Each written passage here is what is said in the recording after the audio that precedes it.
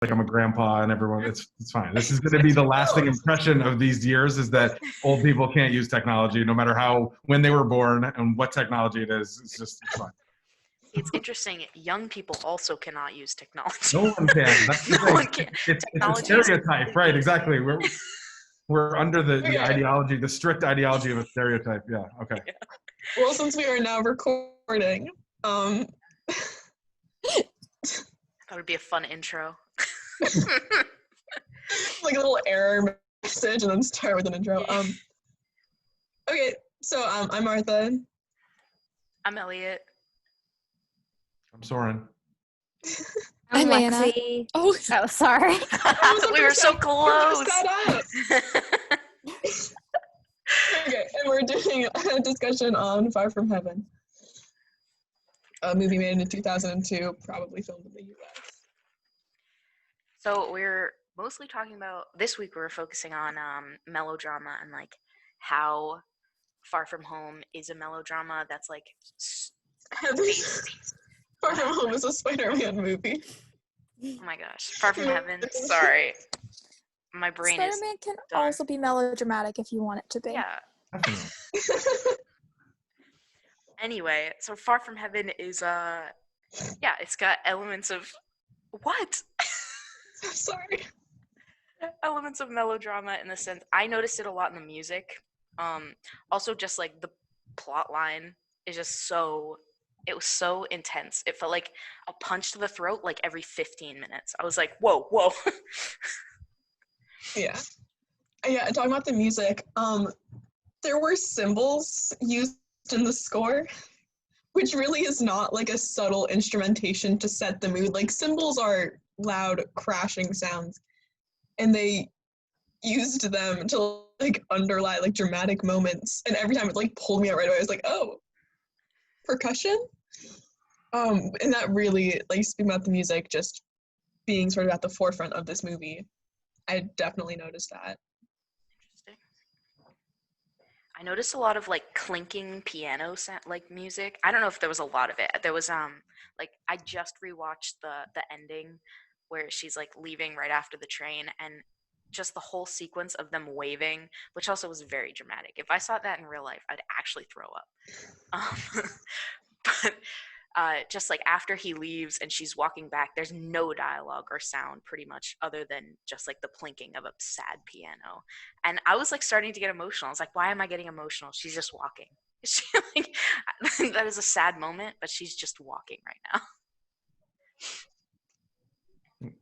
You're getting emotional because of the music, because of the angle probably in that scene, if it's the one I'm thinking about. And then also like her performance is very, I mean, I don't know how a movie can be overwrought and also realistic at the same time. Like there's something, I mean, even I don't have a good like set of references for 1957. Like Hugh would know much more about, cinema in 1957 than I would. But there's something so authentic about this film, like in terms of, and I know you've seen clips from Douglas Sirk, I think, right? Mm-hmm. From All That Heaven Allows, which is, this is obviously like a kind of a spiritual successor to. But yeah, I felt the same way. Like I'm so invested in this character, though I share very little with her, and so yeah, it's almost confounding. Like, I don't know how. I was so curious to hear what you four thought about this, because it could go either way. It can be very kind of just over the top and a little bit much to deal with, and yet I found myself incredibly moved by it. I'd seen it before, but yeah. Yeah, like I felt like with the characters like Kathy and Frank, like I felt sympathy for them. Like I didn't feel like, oh, they're so annoying and like they're too dramatic. I felt like I could actually like not really relate to them, their situation, but like with seeing their emotions on display and with the score and with like the whole plot and not being able to like be yourself or like be with who you want to be with, I felt like that was something that like audiences could be like, oh, this is actually like emotional, and you like feel bad for them and can kind of like connect with them instead of just being like, they're not relatable people and they're not realistic. Like even though it is very over the top, still the emotions that they're feeling was really like it was still conveyed, and you still felt bad for them. Like when Kathy's cheated on, when Frank can't like be who he wants to be and has to like go to conversion therapy, like all of that is something that is still realistic, even though it's like over the top.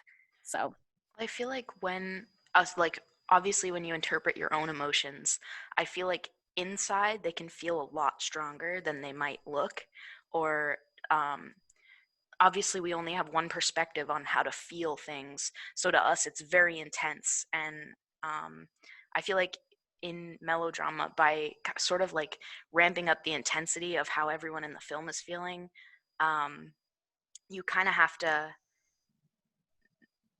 make the trail, like plow through the trail, to show how they're feeling, because a lot of times in real life someone might not be expressing emotion in a way that feels authentic to them, if that makes sense. I feel like I just said a lot of words. Yeah. Yeah. I mean, no, like you did, but they were good ones. Yeah, no, and I agree. I mean, I think honestly, when we were talking about melodrama, I was thinking about some of those like old movies that I've seen that are just everything is just way out of left field. Like you don't understand where things are coming from. But in this movie, I feel like it was actually pretty low key as far as melodramas can go. Because yes, everything that happens is taken to the most extreme way that it could have happened. But still, the characters are set up from the beginning to have those moments happen to them. Obviously, from the beginning, Frank is a gay man, closeted, because he's in the 50s, in like this very white picket fence family type situation. And from the beginning, Kathy is a liberal, more open-minded type than everyone else surrounding her. So the events that happen probably didn't happen to every single pair of gay man and white woman in a relationship together in the 50s. But what did happen wasn't fantastical. It was still real. It was still grounded in a way that helped you connect to the characters while still being dramatic enough that it was able to keep your interest. I don't know. I kind of want to disagree. Well, like I agree, but like disagree a little bit. If that makes sense, because I think everything you said is correct, but in terms of like, how do I want to phrase this? So, I think the issues they had were very like societal issues, but I feel like everything that other people did around them happened so perfectly for it to cause all these wicked dramatic moments. Like, of course, the gossipy lady is seeing her at the restaurant with the black man, and she's like, oh my God, how dare she? And like, of course, the photographer is there at the art gallery, and like, just all these little things that like, there's in no way, shape, or form would that be that many coincidences in life to have everything happen so perfectly. We're like, my life is over. They think I'm nice to black people. And like, for Frank, I think it's a little bit more, we don't see it as up close because we're not in like all like the conversion therapy sessions with him. We're there for like the first one a little bit, but we're not in all of them. So it kind of comes out of left field when he begins like his behavior begins changing because we can tell why, because like conversion therapy like is not good. So we can tell why he's feeling all these like horrible emotions and like becoming an alcoholic, and you know, he hits Kathy and he's feeling very frustrated. We can tell why, but we don't actually see it progressing to that point. It just sort of happens because we're with Kathy most of the time. I don't know if that's actually disagreeing, but I would love to see a melodrama from. Oh, sorry. Go ahead. Oh, go ahead. Go ahead. You'd love to see a melodrama. I would love to see a melodrama from Frank's perspective. Just. I think I would spend the entire time crying. Yeah. So. Like, I'd be mad the whole time. Like, I hate him in this, but like, I feel like if there was from his perspective, if there was more from his perspective, I would hate him so much less. Yeah, like, I would agree. Sorry. No, go ahead. Yeah, I would agree. Like, I felt like, yeah, like Kathy's the protagonist, so we obviously saw her story more, but also I felt like with Frank, that moment when he was crying and he was saying, like, I've fallen in love with someone, like, we didn't see that. Like, we just saw them meet. Like, we didn't get to see any of his, like, anything from his perspective, and so it made it harder. to connect with him is like, oh, he like is in love now, like we didn't know, but like it was like, I feel like it would be interesting to see something more from his perspective, because like it was definitely interesting, his story, and like when we're seeing him like hit his wife and have like become like an alcoholic and go through all of this, like we don't really know, like it's more like, yeah, we are like mad at him and whatever, but we also do like empathize with him. So I feel like it would be interesting to see more of him instead of just like he's just like a side character. Well, he's not a side character, but like he's not the protagonist, so we didn't get to see like really his truth as much. So yeah. Well, in a weird way, he like gets he does what we want him to do at the end. I mean, we might hate him because he hits her, right? I mean, or we might hate him because he's not being who he truly wants to be. Even though back then, this predates me by many years, believe it or not. There could be no way for him to be who he wants to be, or at least the way that he feels. He doesn't understand that there are people that live as homosexuals or live within a same-sex relationship, right? And so by the end of it, that he actually goes out and actually finds love. And he even says, like, I've never felt this way before. And it's so devastating to her because her whole life is a sham, right? She thought that he loved her.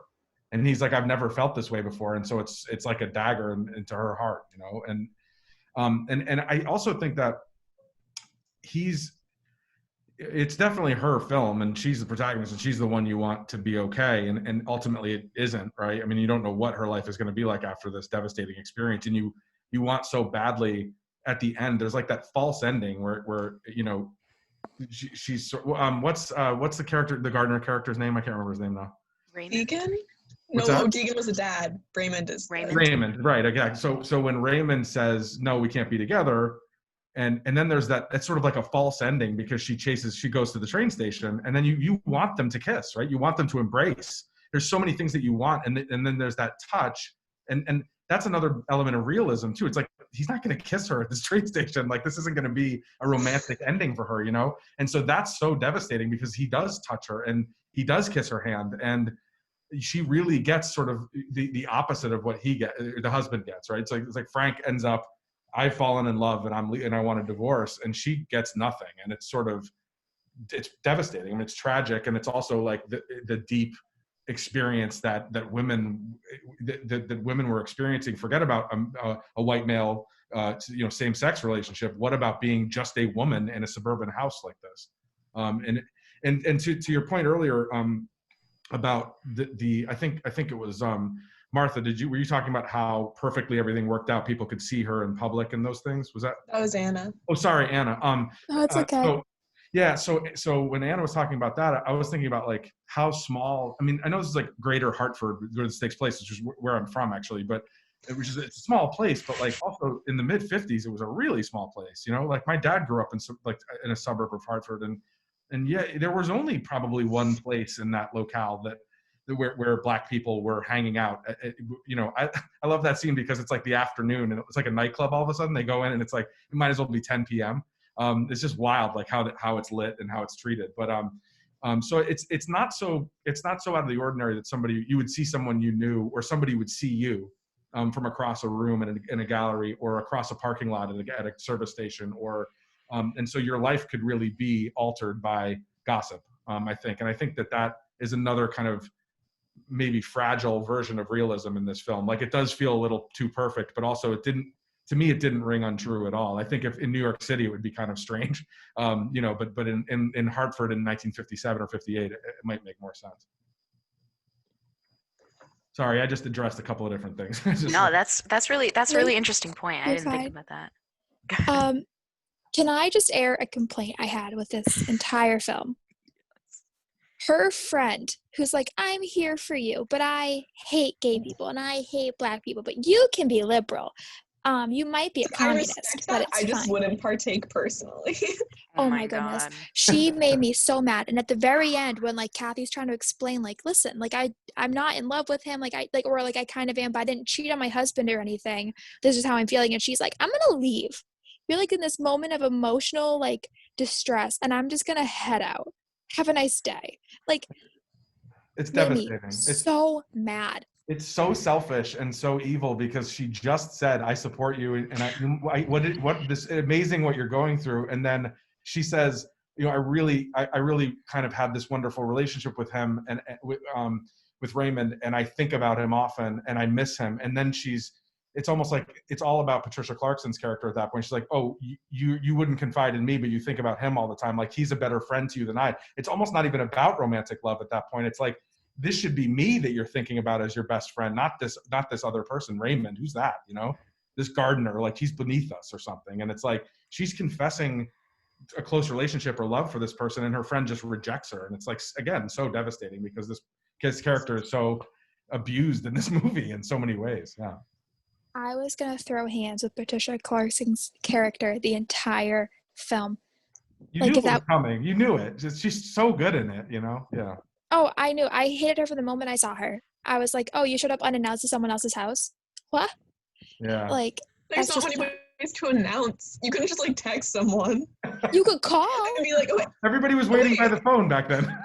That's true, but like, she was gonna see her that night anyways. Like, that was the whole point. She's like, aren't I seeing you at 8 p.m. tonight? And she's like, yeah, I just had to come over early. And it's like, why would you do that? There's nothing wrong with a friend going to see a friend early before a party, and there's nothing morally. No, but it is so it is really. Did you guys ever watch the series? There's no way you have Friday Night Lights, the series called Friday Night Lights. You did? Yes, okay. I love that. That series is not possible if people don't drop by the coach's house at like 10 p.m. unannounced.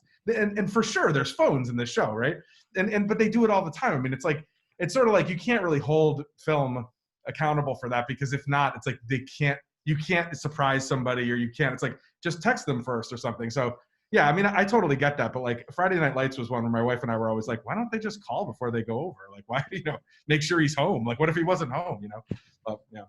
Well, if she wasn't such a bad character, it wouldn't annoy me. But now that I dislike her, everything she does annoys me. I think that's what happened. I feel like it adds to her selfishness, because she just assumed that Kathy wasn't going to be busy a couple hours before a party. Like, how could you even? Well, it's like, yeah, it's like that. It's like the kind of friend that is like, it's like suffocating in a way. Like, this person's supposed to be supportive, but they're performing it in order for them to feel better or something. Yeah. I am curious. There's this moment. It's like a little past an hour into the movie. It's sort of like the Christmas scene where like they're in the household and then they go out to like Miami, and like for those 2-3 minutes maybe, everything is very peaceful and loving. And if you didn't know anything behind like anything that was lurking under the surface, you would think it truly was this perfect white picket fence family, almost sort of like a false denouement, like an hour before the film was actually going to end. I was just wondering like what that made you guys sort of feel, or like what do you think the purpose of that was? Because it was just an interesting choice to have that moment just completely free of overlying conflict. I feel like we need that. I feel like having that break was nice. Like, I started to feel hopeful, and also I feel like by making your audience a little bit hopeful, it just makes the ending that much more devastating. Like, just like, it was going so well. Also, can I just say that my favorite line in my favorite little sequence of events is when he's like, I think Miami would be cool, and Kathy's like, Miami's kind of gay though. Everything's pink, right? Yeah. He was just like, we got to go there. It's like, it's a little pink, and he was like. Also, with the brochures, it's like international travel, and he's like, how about Miami? And she's like, oh, that would be so lovely. Like, it's so strange. I don't like, I'm pretty sure it's not like a Rome or like an Italy thing there. He's like, Miami. I was looking at the brochures in Miami. I'm pretty sure it was like my last choice. I'd say there, it's fine, but like, I just, maybe one of these other ones. Like, who would choose that? Like, if you have the options, why would you choose Miami? I thought it was going to be all those places. Like, when I first saw the film, I was like, they're going to go on a cruise or something. And it's like, no, pick one. It's like, oh, okay. Miami. Yeah, I really thought she gave him a gift of like 15 trips. I was like, oh my God. I was like, this is amazing. The whole rest of the film is going to be like just a cruise. Yeah. I mean, that scene in Miami is, it's very short-lived though. If you think about how quickly he's caught the gaze of the other character, the son character, right? It's And it's like they are completely locked in, and then immediately hook up in the hotel room the next day or whatever, like after that beach scene. So it is a very short-lived like bliss scene, you know. And it's, but I think it's right. It's like the New Year, instead of making it so gross, it's like Christmas is nice, and then they celebrate New Year and they go on a trip, and you're like, look how these people look to the outside, like they're beautiful. Like you can imagine what they looked like as a couple, right, when they got married, and people were probably so envious of them, right? And it was this kind of, they're so ideal, they're well matched and all this, they're just these beautiful kind of pillars of the community. But it's if you look under the surface of any appearance, there's always something different there. And this idea of the white picket fence and all this stuff, it's like there's so many films that talk about how this is just not real, right? It's like we don't know what goes on behind closed doors. And it's important to remember, like, you don't really know what somebody else's life is like. That is very interesting, because I noticed how like everything in the movie is so clean and put together, and everything is so bright and colorful, and like it's so pretty to look at and interesting. And I noticed in like the last shot, there's like all the old cars, and they're so cool looking. And just to know that like this is such a devastating story, but visually it's very beautiful, is interesting. Yeah, and just how many classes of people were being marginalized during all of this, where we have these, like this, well, you know, these are beautiful dresses, you know, but wow, like this what this person had to go through in her life outside of clothing and hair and cars and beautiful home and all this stuff, you know, is pretty, like you said, pretty devastating. Like this happens over and over again to this woman who is, you know, this protagonist that you are rooting for in this. And they use spaces really well too. If you think about how many awful things happen indoors in this movie, versus how beautiful it is outside. I mean, her connection with Raymond is all about being outside. And when they try to go inside, they're immediately shunned. If you think about like at the restaurant that they try to go to, and then they go to that diner, and it's all like, what are you doing here? Like, no matter who's there, whether it's black people or white people, it's like, we don't belong anywhere. And, you know, except for in nature. And they're in this beautiful, idyllic hiking trail. And it's like, this is natural. They're in love. But the whole structure of the community is pitted against them. So if they go into a building, they're going to get rejected. It's almost like, and he keeps her outside of his home. Remember that? Yeah. Like you can't come in because it's bad inside. You may not go in there because it will hurt my life even more if you go in there. So they have to stay outside, and it's beautiful and it's natural, and the color is more naturalistic and realistic, I think. So I like the way that the spaces are used in this film too. Yeah, because our last conversation is right outside the house. And then at the train station, like they only have good interactions outdoors, it seems like. And it's beautiful when they're in that restaurant where they dance and stuff, but they're being watched by very carefully, and they're being rejected essentially by his world, right? Yeah. So. Yeah. I was thinking about the lighting.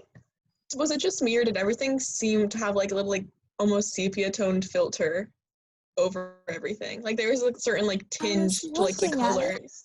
When they're in the house, I was looking at all the light fixtures because that's what I paid attention to, and like all the stuff around the light bulbs was like stained glass or like colored glass. So like in the houses, none of the light was just light unless it came from a window.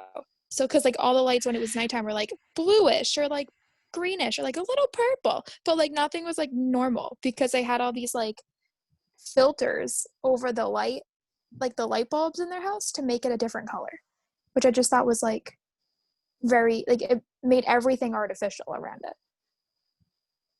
I read somewhere, I heard on a podcast that they used it was only incandescent, like the gaffer or the director of photography made it so that they were only going to use equipment that would have been available at the time. So all of the equipment was sort of vintage, and the way that they pushed it, I mean, it's very oversaturated, and a lot of that's done in post-production, but some of it is like, you can tell that they were coloring the light on set in a big way, and they were probably using filters in front of the lens as well.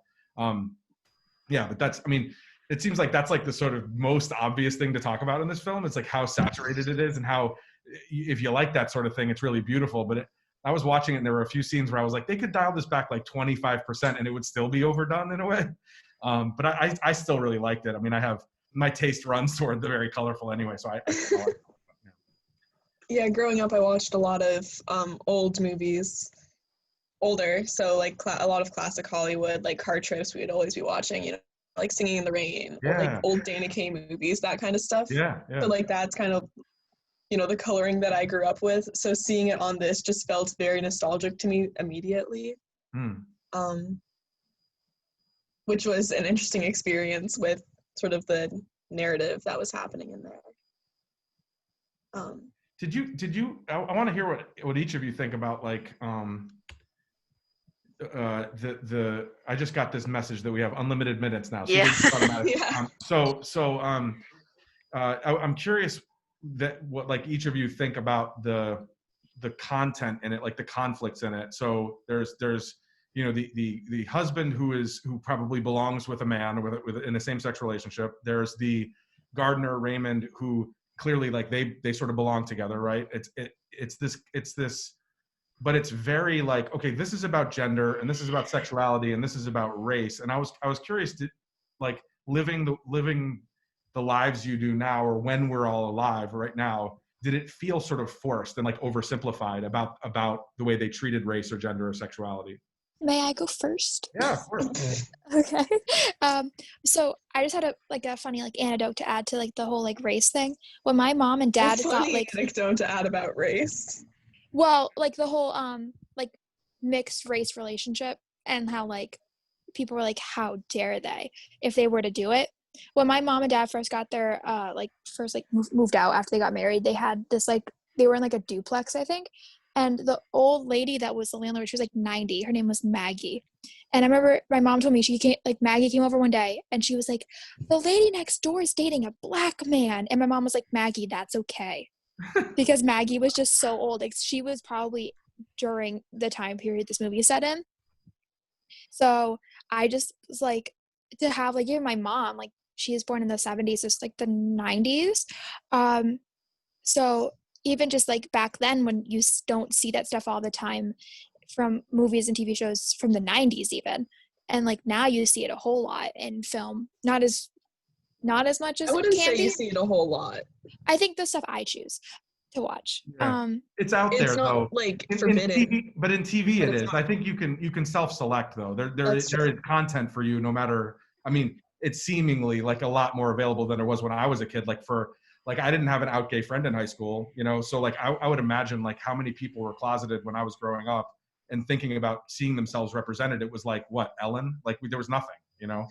Ellen. So, yeah, no, Yeah. literally like that. Yeah. That was the first one, right? Or Yeah. Roseanne kisses a woman on, you know, it's like Mhm. really kind of light on the representation. But point taken, though. I'm not saying it's like a bonanza Yeah. out there for representation at all. So Yeah. I said a whole lot just to like for dramatic effect. But anywho, so in this movie, going back to that because I went on a tangent.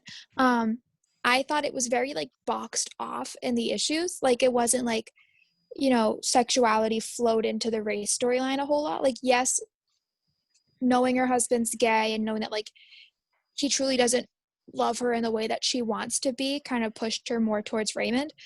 However, like she still liked Raymond a lot anyways, if that makes sense. I don't know. Like I feel like it was more boxed off in like topics. And so it didn't really flow all together. So I don't know where I'm going with this. I was going to go somewhere, but I forgot. Someone else can go. Okay. Well, I don't think this was necessarily a discussion specifically about race, gender, or sexuality. I think it was largely a narrative that was trying to provoke a conversation about society's view and sort of ostracization of those things. Because it didn't seem to provoke a very deep conversation about what it is to be gay in a society that hates you. Except we see what society does to him. It drives him to alcoholism. It makes him so upset and furious inside that Frank ends up hitting his wife. Like he's so clearly like this just uncontrollable ball, and the only time we see him sort of open up and be soft is when he starts crying. And then all the way after that, he's actually like more of a caring human person. But up until then, he's sort of like this gross, just tangled mess of a human being. And with Raymond and with Kathy, we see them both sort of struggling with those things. They find each other, it's perfect, but every time society sort of steps into that, it's all messed up. So I feel like it was, instead of being about specific issues. It was more about society as a construction. Yeah, like I agree. Like I feel like everything you just said, like definitely like watching it, like I appreciated seeing the way that it made a statement about like societal like pressures and expectations, because like I'm interested in like sociology, and so I feel like thinking about like the way that they were ostracized in their community, and like we didn't really get to see like you were saying, like how like we didn't see more of like into their characters and into like I felt like with the relationship with Kathy and Raymond, like we did see that they were falling in love, but to me it just wasn't like it was sort of simple, or like I don't really know what I'm saying, but like I felt like it was definitely interesting to see the story, because when I first started watching it and not knowing what it was about, I was like, oh, it's just like this family in the 50s with like this housewife, and that's like a whole other conversation. But like actually going into it, I was like, oh, it might actually like have like layers to it, and like might be actually like making some statement about society and bringing like race into it and gender and sexuality. So that was definitely interesting, not being like what I expected. So I appreciated that, but was it done like in the best way? Like I don't really know, but Yeah, I yeah, feel that's all I like have to say. I feel like it is kind of like you have to really search for the meaning like within yourself for this movie when it comes to like race issues and LGBT issues, and I feel like they don't address it, which is interesting because melodramas typically are very like easy to follow and repetitive, and like we were talking about in class today. Mm. But with this, it's like it seems like it's trying to make a statement about LGBT and rights and the rights for like people of color, but it almost doesn't. It just kind of lets that hang in the air, which makes me think about like who's the audience for this film. I don't know. What are your thoughts? What does it make do you think that when you're talking about this film you forget, because I'm saying that I do, I'm not accusing anybody, but did you think you might forget that it came out when it came out, that it didn't actually come out in the 50s, you know? Mhm. Like, so No, if you because Dennis Quaid's in it. yeah, no, that's a good point. But I guess what I mean is though, like it's so on the nose as a melodrama and like a Douglas Sirk thing that like maybe we're thinking, okay, this is mid 50s or late 50s. It's not so it can't be making a comment on 2020 because it's so old and it's just it can't be relevant, right? And yet the fact that it came out in 2000, is it 2002? So the fact that it came out in 2002 and that we even 18 years later that these issues, if I can again just if I pull them apart as those three issues, but your point is well taken, Martha, about it being kind of like about communities, right, or about societies. But if you say that it's broadly about race and gender and sexuality, that those issues that are raised in the film, no matter how ham-fisted they're raised, they're still relevant today. That we're still dealing with this. We're certainly in certain corners of the country dealing with conversion therapy. We're dealing with people denying their identities, right, or not being capable of living in the way that they live because of their families or their peers, and misogyny, right? I mean, this isn't stuff that we're living without now, and it's like, oh, what a relief because we sorted it all out. And so I think when this came out, it was to be if it was making a comment about 2002, it's just as relevant now as it would have been in 1957, which is kind of sad in a way. It's almost we're Julianne Moore. It's like we're being abused by the outside, or by these organized kind of communities that are dedicated to continuing the things the way they are. And so everybody's pushed into these these roles, or these self-perpetuating kind of myths about gender or about sexuality or about race. So I don't know. I guess also I've heard it said that so melodramas don't have a lot of implicit meaning, but they have a lot of explicit meaning. So it's saying what it is. It's telling you what it is. Everybody's saying what shouldn't be said, right? It's like, if you ever watch, I brought up with Gohar the other day, I was talking to Gohar and Rox about melodrama, and we were talking about a Revolutionary Road. And it's like they say these awful things to one another. So it's like, there's nothing under the surface there. It's Leo and Kate Winslet, but they're yelling at each other and they're saying these awful things to their spouse, right? And they're just being so mean and so nasty to one another. And so you don't need to read anything into it, because what it is about is right on the surface. And that's its own kind of reward to me. Like, you're not actually analyzing the film. It's actually telling you what it's saying just by being on the nose, I guess. So I don't know. Maybe that doesn't feel very valuable, but I kind of liked it, and it didn't feel dated or old to me in a weird way. It felt like of a time, but of the 50s time. It didn't really feel, and yet sadly it's still relevant, I guess. I don't know. Does that make sense? Yeah. Yeah. I don't know. I feel like for Frank's story, at least, like, his story was there and it was present, and we know he's gay, but it didn't say much about it. It showed it, but there wasn't really much of any commentary or narrative on it. And as a gay, I got very sympathetic to his character, and I definitely, inferred some emotions onto him, which he may or may not have been feeling. Like, from the get-go, like, I saw him, and at first I thought he was going to die. Well, actually, in the beginning of the movie, I thought he was dead, and then he was drinking, and I'm like, now he's going to die. And then I saw him look at the theater, and I'm like, oh, he's gay.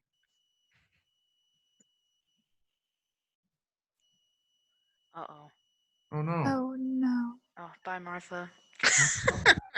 She was saying something so interesting, too. I was starting to laugh because theater equals gay, and I was like, Yeah, me too. That bye, Martha, was that you, Lexi? Who said that? Was that Lexi? That said bye, Martha? That was me. Sorry, I'm getting everybody's voices mixed up. It sounded like so final, like it was like astronauts, and Martha is now off into space, and we're saying goodbye. It was like, bye, Martha. See you later. Because of your little mic, like, it sounded so like, yeah. It's just clean, crisp, I hope. It's a good freak, though. It's like a gesture. What do we do? Oh, no! Oh, okay. Yay! And I was still able to hear you guys. I didn't mean I mean that I've seen other films and movies that have shown like gay pickup movie theaters like that. And so, like, I knew immediately, knowing that this is a melodrama and knowing that he stayed out late saying that he was working, I knew something was going on. Yeah. So I knew that meant he was going there to pick up a dude. Yeah. I just thought that I've watched a lot of Dennis Quaid movies. I don't know why, but I have in my youth. And seeing him play a gay man was new for me. Because, like, most of the time, like, my favorite movie he's been in was Yours, Mine, and Ours, like, the reboot. I love that movie. But he plays, like, this, like, very, like, stern Navy guy. And you're like, okay, all right. You like boats. And he's very, like, off-putting. And then to have him be, like, this, like, closeted gay man and have all these, like, emotions, you're like, Dennis Quaid, do you have range? That was probably... Oh, sorry. I was just going to talk more and more about how Dennis Quaid has range I didn't know about, but it's fine. I was just going to say that was probably, like, I feel like that would be a good casting choice then. Yeah. To cast him in that role, to just, like, throw off your audience that much more. Because, when you have a movie and it's star-studded, they're going to know, you're going to know who Dennis Quaid is when you're watching it, I would assume. So I feel like that's an interesting, I think that would be a good choice to make. Hannah, let me ask you, is this the apex mountain of Dennis Quaid's career? Is this his best role? I don't know, because, like, I love Yours, Mine, and Ours. Like, when I had my first ever, like, birthday party that I could, like, invite friends to, I made everyone watch that movie with me, and I was like, no one's allowed to talk. I would have hated that. I just love that movie so much. That party. Listen, I was 10. Okay. Who else I is in understand. the film? I can't remember who's in that film. Oh my goodness. She's a redhead and I can't remember her name. I'm looking it up right now. And then Drake Bell's in it, and a rapper named Lil JJ. Awesome. Hold on a minute. I would believe you. I'm like, Drake Bell, Lil JJ. The Hold on, Queen is in pulling it, actually. right now. Renee Russo. Okay. And then trying to see if there's anyone else that. Oh, Daniel Pennebaker from My Childhood. Yeah, little JJ. He's in it. Little JJ. All right. Wow. I have one question. Just because what's his name? Dennis Hayworth, Dennis Haywood, the guy who played Raymond. Yeah, I can't remember his name either. Dennis. Yeah. Yeah, one of those. Yeah. Um, The other Dennis in this film. This is the second movie of his that we've seen in this class. And the first was Suture, which was a film, you know, they're twins, but one is white and one is black, so it was a little bit about race. Yeah. And so is this movie. What do you think, comparing those two movies and what they're saying or maybe what they're not saying about race? I feel like we should first address that we couldn't remember his name. We know it's Dennis. I don't know. That's just the fact that we can't all remember his name, but we know Dennis Quaid. I mean, it's Dennis Haysbert. Hey, I was that. To be fair, that's a long name. Was right. It's a unique last name. I literally was texting about him today, and I forgot his name. That's crazy. One of those names. Yeah, I texted Elliot while watching the movie. I said, "Is that the Allstate guy?" And then I went, "No, Professor Man's gonna be mad if I say that." Yeah. No, as soon as you said that, I texted you today, and I said, "I can't watch him or hear him without thinking of the Allstate commercials. It's not possible." And he's like, "Oh, they know about those." And I was like, "Yeah, it's so on the nose. Like I can't get it out of my head." Also, he played the president in 24. That's the series with Kiefer Sutherland. So he's been in a million things. Like he could be known for a lot of different things, but it's those Allstate commercials. There's so many of them because he says it's his voice, and it's just there's so much about it, and he just kind of wanders out into the frame and he just starts delivering information about insurance. I honestly he played God in Lucifer. I saw him. Wait, what, Martha? I know. I forgot who it was. Like I saw him, and I nothing. Yeah. Like head empty. I was like, okay. Yeah. But then so my roommate saw it, and she was like, Allstate, and I was like, who? He's made more money from the Allstate commercials than any other thing he's ever done, for sure. Like it's kind of sad, but that's the way it is. Yeah. Also, I just want to say that I don't know how long we've been talking, but it was definitely way more than 40 minutes. So we can still go if you want. If we could want to just like discuss this last question and then. Yeah. Yeah. I didn't see Suture, so you all can talk about it. I want to hear about it. Okay. Oh yeah. I don't know. I thought this was like different because in Suture we didn't really see race become like a thing because they were like, oh, they're identical, but like the actors are white and black. Like clearly they're not identical in real life. But in the movie they're like can't tell them apart. And then in this movie race is like such a thing where everyone's like, he is black. Oh my goodness. And everyone is like, we're blind to race, and then the other one it's race is all we see. Yeah. On one it's like, are we supposed to pretend race doesn't exist? Like I watched the first movie and I was like, okay, all right, I'll just go with it.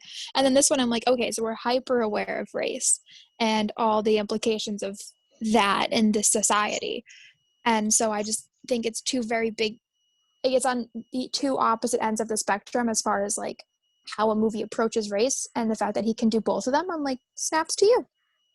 Also, I feel like in both Suture and in this film, he's just like in the situation where he's being compared with a white man in both situations. Like in Far From Heaven, Kathy's romantic interest is either a black man or a gay man, and the fact that like there's like an issue there and she has to choose is like very interesting. That society is like, you should really be with the gay man instead of the straight black man. Well, it's also her spouse too. It's not like they're telling her to be with right. It's more like just stay with your family because that's the only place that you can survive. You know, I mean, it's just interesting to me how like Raymond and the husband, I forget his name. Good. Frank. They just are both dads. They're both fathers. One very much cares about his kids. One is very detached from his family. It's just, I feel like it's the comparisons here. Like in Suture, they compared them like on the outside, I guess you could say. But then in Far From Heaven, it's obviously a different comparison. But like they're still kind of like the same. They're like foils to each other almost. And it's just interesting that he doesn't have almost his own standing character, that there's a character that has to reflect his character for him to be there, if that makes sense. Mm. And I don't know if that's just I'm reading into it, or I know we're not mean, supposed to that's say what that. this is. Yeah. Not gonna lie. Just my thoughts. Yeah. I don't know. Like, I didn't really have anything to say about it. I just, I thought I'd ask it because I think this is one of the first movies that we've seen that has the same actors. We And saw the guy from Get Out was also in something. Widows. I remember He him was? twice. Oh, he was in another one. Yeah, he was in And Widows. I think we've seen Viola Davis twice. Oh, yeah. Wasn't she in this one too? Yeah, she was Sybil. Yeah. Yeah. And I wasn't really she liked in to see her. wasn't she in Widows too? Yep. Yeah, Yep. she was in Widows. Widows is like connecting all of it. What if all these movies are in the same world? Oh my god, Yeah. stop. The Man in Cinematic Universe. The ultimate collection of film. But also, like, what if this would be so unwatchable if it was handled slightly differently? Like, if I told you, like, on paper that I was making a film about, like, a woman in this kind of, in this relationship with a man who's attracted to men and is like really close to probably leaving his family because of it. They try to go to conversion therapy. It doesn't stick. She also has a gardener who's Black, who knows a lot about modern art for some reason. But they're like suddenly attracted to one another. But they can't be together because of race. And you would just kind of roll your eyes, right? I mean, it's hard to imagine this being handled better. Like if it wasn't Todd Haynes, or if the script wasn't what the script was, or the music wasn't what the music was. I remember you mentioning music before. This is Elmer Bernstein, who'd been writing film scores since the 60s or 50s even. He actually died shortly after. This was his last score, actually. But he wrote the music for To Kill a Mockingbird, which is one of my favorite film scores. But if I said that I was going to do this film, you'd be like, "Oh my God, why is he doing that? A film like about that? Like, who these three people? He doesn't represent any of these three people. You know what I mean?" And it just seems like it could be so mishandled in a way. And this doesn't read to me as like problematic, or it doesn't feel, even for 2002, and it just doesn't feel wrong. Like it feels like, oh, like this is exactly sort of what you like, rather than beat around the bush. It's like this is what this is about, And Well, there's one scene where I was like, oh, are we getting there? It's when they're in the art show, and she's like, well, I've been a supporter of the NAACP for a while. And I was like, okay, that's like saying you have Black friends. It does absolutely nothing for the issue. And he was like, well, I appreciate that. Thank you. And she's like, you're welcome. And like, I was just like, okay, all right. Thank you for your contribution to society. Yeah, but don't white people still, we say that, right? People say people, I think you want to be disarming in a way, and maybe it's before the term, I don't know when the term microaggression was coined, but like this idea that she wants to know him to know that she's not racist is, I think that's like a deeply held, that's a hard thing for people of my age even, like to perform, right? Or to like somehow if you're in these conversations and these things happen, that that it's going to go south, or that you messed up in some way. But that's why I thought that moment was so good, is because of course that happened. Like, she's not perfect, and like, even though she's the protagonist, it's like she's saying this kind of clumsy thing to him, which is like, I'm one of the good ones. And it's like, this is still a thing that people do, and I don't know. I guess that's why I kind of liked it. I don't know whether that just felt like bad to you. It felt authentic to me, I guess. It felt realistic. However, it made me nervous. I was like, is the rest of the film going to be like this? Yeah. Like, I was very nervous about what the rest of the film was going to include. White saviory the whole entire time. And I want to say that it wasn't a little bit, but I was worried that was going to be like what it was going to be about. Like, she just brings the NAACP into the town, and she's like, stop making all these Black people feel bad. Racist. Well, but she doesn't sign in person when they come to the door. She makes a call, but then ends the call because her husband comes home, right? She goes over to try to help the daughter, and he doesn't let her in the house. So the white savior thing gets really, really pushed down. I mean, she's It's true. all the things that she's trying to do to make things better for him or for his daughter or for people of color in her town. She's not able to do it. You know, she doesn't close the deal. So the film doesn't allow itself to go there in the white savior narrative, because even no matter how hard she tries to do that, she's running into obstacles, which I don't know. Again, I found kind of refreshing, because in other hands, it might have been like she runs into the burning building and saves the daughter or something, you know, and it's like, and everybody's, you know, together at the end. So I don't know. I mean, that was it's a very uncomfortable moment, and more uncomfortable now than it would have been in 2002. But man, like talking to students about microaggression, you know, Clark students in the last few years, thinking about the way that you modulate the way that you code switch, right? The way that you modulate the way you talk for certain people and things. And that's more on my generation than yours. But I really found that to be like, oh, this is a flawed character. Like I'm not in love with her. She's got issues. Everybody's got issues. And I don't know. That's sort of why I liked it. But you're right. It could have gone sideways there. I do like how she wasn't perfect. Yeah. Like, yeah. And they pointed it out too. Sorry to interrupt you, Martha. Like when after she doesn't sign the NAAC paper, and she leaves, I like how the camera stays on Sybil and the man, and they both just kind of look at her like, what the fuck? Like, why did you just leave? You're supposed to and like it made a very obvious point that she kind of messed up a little bit by doing that.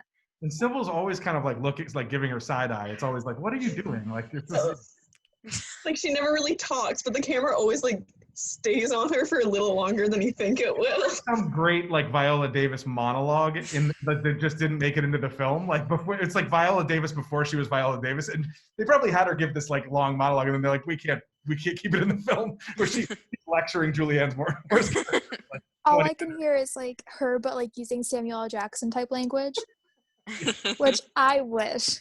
Just like flying off the handle and becoming enraged at her employer. Yeah. I do actually have one more thing. Was anybody else made really uncomfortable by how conversion therapy was handled in this movie? I mean, I get that it's not like the movie's part, you know, demonize everything that's bad, but they really, and I get that, like, yes, conversion therapy was seen as like a public and, you know, very not exactly acceptable thing, because going there means that you're gay, which is evil, but you're doing something about it. Yay. You're solving the problem. Yeah, and it was just shown as such a civilized thing, and I get, again, that it had to be like that because that was how it was marketed in the 50s. But even when it was just the man and Frank alone, I feel like they could have actually, you know, they didn't go very far to try and make Frank sympathetic, or go very far to show how hard it is to not be straight and cis. I thought for every second that him and the doctor were gonna kiss. Every single second of that entire scene, I was like, "Oh my god, just do it! Just do it already! It's Come just on, a secret, like give it's it like to a me." Tinder. He's like, "I'm gonna run conversion therapy. It's actually just to meet guys." Bring it in. We hug. Bring it in. It's like, I got you, brother.